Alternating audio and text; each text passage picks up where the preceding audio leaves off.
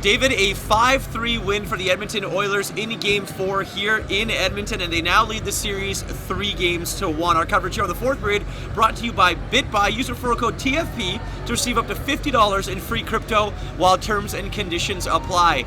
3-1 now. They lead this series with a chance, David, to go to the Western Conference Final for the first time since 2006. Yeah, with another veteran goalie behind him and Mike Smith. They had Dwayne Rollison back then as well.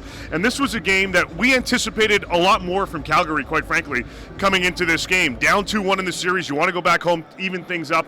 They were just flat yet again. And now, granted, yes, the oops by Jacob Markstrom right out of the gate 21 seconds in for Ryan Nugent-Hopkins to open the scoring certainly deflated things out of the gate for Calgary. But there really wasn't much of a response other than the second period, and we didn't really see much else from this team. Still waiting for Matthew Tkachuk to get things going. Still waiting for Johnny Gaudreau to get things going. Something that I didn't anticipate saying halfway through this series, but the Edmonton Oilers got the job done, and it wasn't necessarily their top line that really pushed them forward.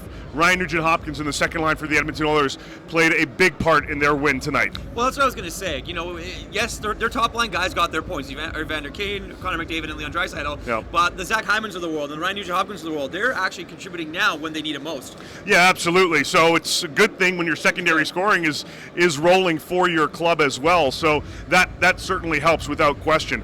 When you've got those guys going, it gives the opposition a little extra to think about when they're trying to create their line matches, trying to create their defensive matchups against them. So the Calgary Flames just weren't able to kind of respond in that respect.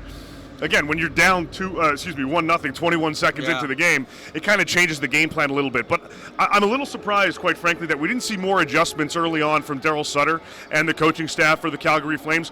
They weren't able to adjust on the fly. They tried to continue to just almost roll with the Edmonton Oilers to a certain extent, and they weren't able to do that. They didn't slow things down like we anticipated. They're down 3-1. Well, and the crazy thing is when you look at it, Jacob Markstrom, Vezina candidate, one of the Vezina finalists, 19 goals against this series. That's not good. No, it's not at all. No, and look, I don't care how many mistakes you make. I don't care if you come back and look, he did play better as the game got on. As it was 3-0 already, he started to step up and made some key saves. But at that point, I mean, you're down 3 goals. It took a mistake by Mike Smith for Calgary to tie this game from their own zone. I mean, this is certainly a problem, no question, for the Calgary Flames if Jacob Markstrom can't get things going.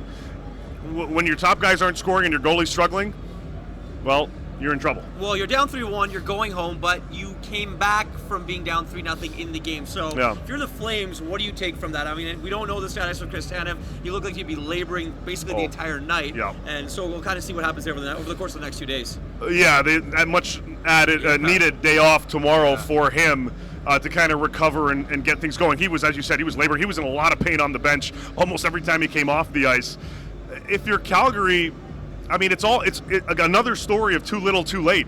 You can't get yourself into that type of hole. You can't keep digging yourself or trying to dig yourself out of it. You've got to come out a lot stronger. This was another flat start for them, even though it was 1-0 21 seconds into the game. I don't care. The response just wasn't there. The jump just wasn't there.